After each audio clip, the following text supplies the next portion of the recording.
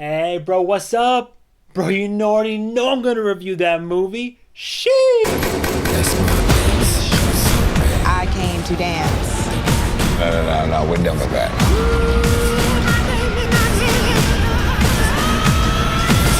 Why you on my Twitter? Why you on my Facebook? Why you on my Tumblr? Why are you DMing me? Sis, why you tagging me in photos? You don't even fuck with me. Sis. Let me know. Sis. Let me know. Yes, Let me- sis.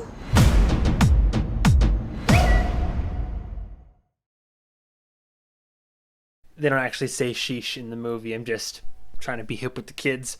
We have Zola. All I knew about this movie going into it was two things, and that was when I was targeted on my social media platforms, and that's usually something like Instagram or Instagram. One, this was produced by A24, and two, this whole movie was based off of a series of tweets and a Reddit post. Immediately, my curiosity was piqued. I saw there was, in fact, a theatrical release. Nobody knew about the damn movie, and I was like, okay, you've checked all the boxes for something for MovieMan to want to go see. Let me tell you, I really enjoyed myself. So, the funny thing is, and this isn't a pro or a con, but it's a note that I wanted to make before going into it, because I swore I would see their name pop up by the end of this movie. This movie feels like a movie directed by the Safdie brothers. And if you don't know who the Safdies are, they are the kings of making anxiety the movie type of films. Good Time, I did a cinema chat with that, with the franchise. And most notably, and I think the biggest panic attack of a film, Uncut Gems. Again, great movie, fantastic movie, but it's anxiety all the way through. And from everything from the filming style to the actors involved to the chaotic narrative and all that, I assumed that Zola would have had some, something to do, but apparently the only similarity is A24 also helped produce them all. So starting from the top down, if you go online, look, Zola had a 2021 release. Online, technically it says that it came out in 2020, but I know we're like in July of this year, so 2021 it is. I'm going to butcher her name, but it was directed by Janixa Bravo? Janixa Bravo? Again, I'm pretty sure I'm butchering her name. Apologies. Feel free to correct me wherever. Not well known in my catalog of filmmakers. Lemon and Gregory Go Boom. So take that for what you will. I'm not familiar with the filmography at all. But in terms of directing, like I said, she must really enjoy the Safdies because and their work, because it really shows the way that it's filmed. And I was going to list this as a pro right off the bat, but it's filmed almost as if someone is like, it's not literally a handheld found footage film, but it feels like you're watching a well-produced like home movie. Like someone's got their camcorder, it's grainy, it's not like widescreen or a premium film format. It almost feels like you're watching something you're really not supposed to be watching, but I'll get into that later. The two stars of this film, the whole thing this is based off of, is Taylor Page and Riley. Is it? And Riley Kyo. They both kill it in their respective roles.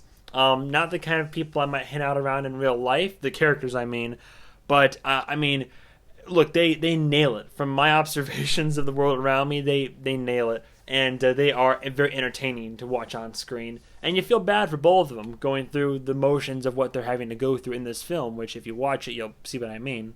A side note, because technically he is one of the main characters, I'm not going to list the full cast here, but he deserves a shout out. Domingo Coleman, holy shit, who is this guy?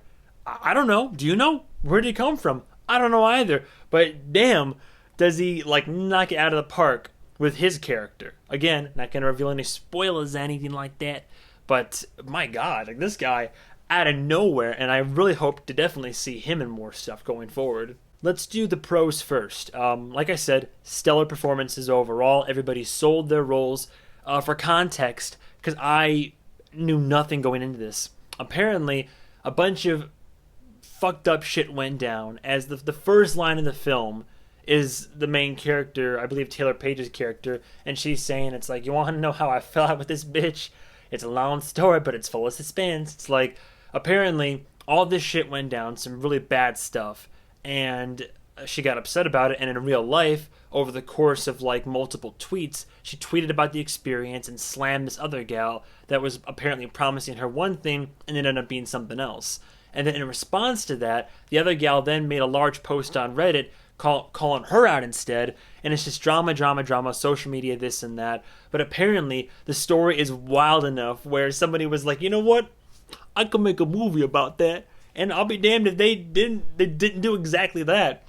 Of course, the cool thing about this film is that obviously some of it is going to be sensationalized, but that makes for great television, so it works. Like, for the sake of the film, it's dramatic, it is suspenseful, it's tense, you feel bad, you laugh, like, the whole spectrum of emotion. The film succeeds very much in doing exactly what it set out to do, and all based off a story that is more or less accurate. Again, liberties have probably been taken, but it's like a flawed narrator, right? You know, if you feel jaded by somebody, even in my circumstance, like, I've been jaded before, and I'll then, you know, tell someone about the experience. But over the course of time, depending on how upset you are, depending on how crazy it all was, you might sensationalize it, add a few little extra details here and there, make something more dramatic or profound. So whether or not it was accurate is almost irrelevant at this point. The fact is, here's the story, and it's two gals telling their sides of it, but mostly the one gal. And for the sake of the film, you kind of lean towards the main gal's story. Like I said, it's an intriguing and suspenseful story. The first 20 minutes, I was like, I don't know about this, but then immediately it was all worth it. Paid off very well. I got dragged into the narrative. I was very curious to see how it would end, and the story just, for what I was expecting, the story didn't disappoint. I enjoyed the direction this film took in terms of directing style, cinematography, choice of film, camera, kind of the grain to it. What this film does a lot of, this film's not for the faint of heart, by the way. Is it gory? No, but it is an extremely sexually explicit film. I mean, we're talking like more sexually explicit than like The Handmaiden. Maybe not as like fucked up and perverted, but like there's a lot of involvement of, you know, women of the night and gentlemen callers and whatnot, to put it mildly. But there's a lot of nudity, full frontal, back, all around, and there's a lot of aggressive sexual content that might be triggering to some if you have suffered from, you know, sexual assault in the past, so perhaps skip this film. But the good news about this film is that it doesn't sensationalize any of that. It casts a light. What I like about movies like this, good time, uncut gems, so often in Hollywood you see films that basically give you a big blockbuster story, or even like, you know, a melancholy one, but they keep it pretty on the level for mainstream audiences. Films like this, they will show you that gritty underbelly of like, hey, by the way, this is real life and this is what people are doing in the shadows, like when you're not fucking watching. Like, it's messed up, some of the stuff that happens, and it's unfortunate because it's really a lot of the stuff that happens. And although, of course, this is all just a portrayal for film, but it's not too far off from day-to-day activity for people, you know, whether it's women of the night, whether it's pimps and their gals, any of that. It's terrible what goes on, and this film does a pretty good job of reminding you, like, hey, you know, this is probably hard to watch, but there's a reason it's hard to watch. It's because this shit is terrible and it's happening. I'm messed up in the head, so I love the use of dark comedy in this film. It's another one of those films where it's like some really bad stuff is happening, but it's still able to elicit laughter.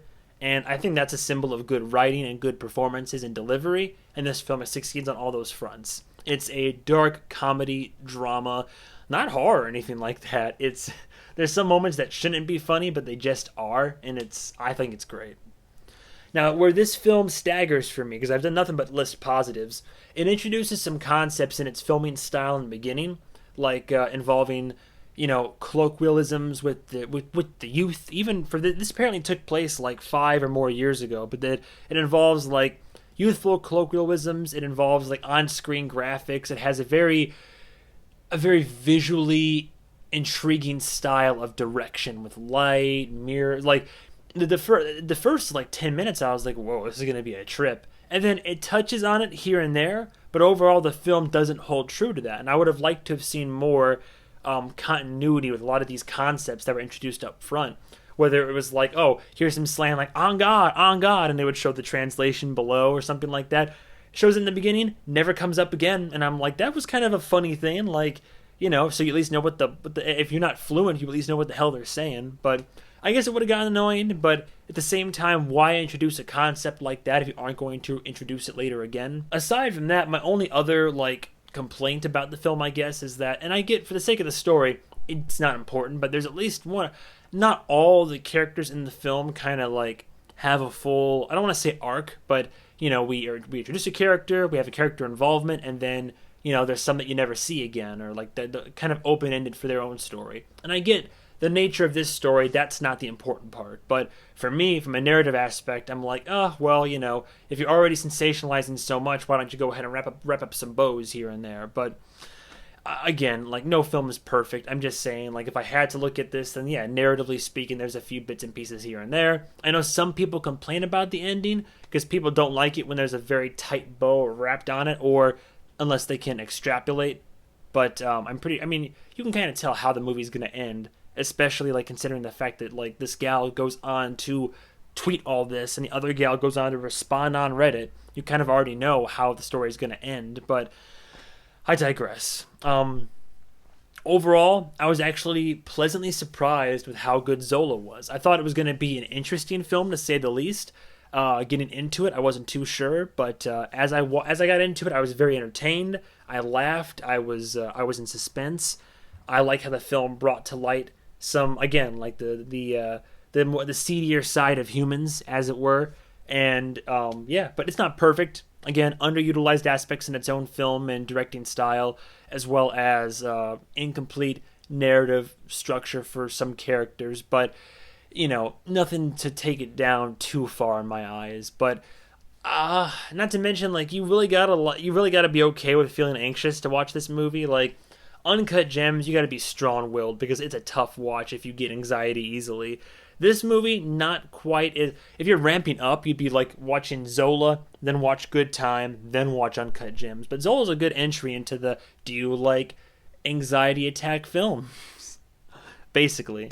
But for that, all those reasons, in my hot of hots, I feel like I give Zola a loosey-goosey low 4 out of 5. Is it near perfection? No, but it's really up there. It's definitely, in my opinion, above average. Maybe it's just the art house in me. I like films that are different. I like films that are have very strong personalities like this one, but that's all there is to it.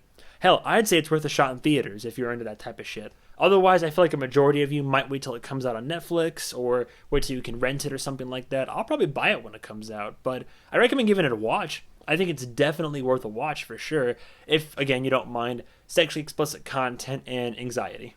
Great recommendation as always, but yeah, that's about all there is to it. Thank you guys and gals so much for watching. Stay tuned for the next movie that I review and do a movie review to do. Goodbye, travelers.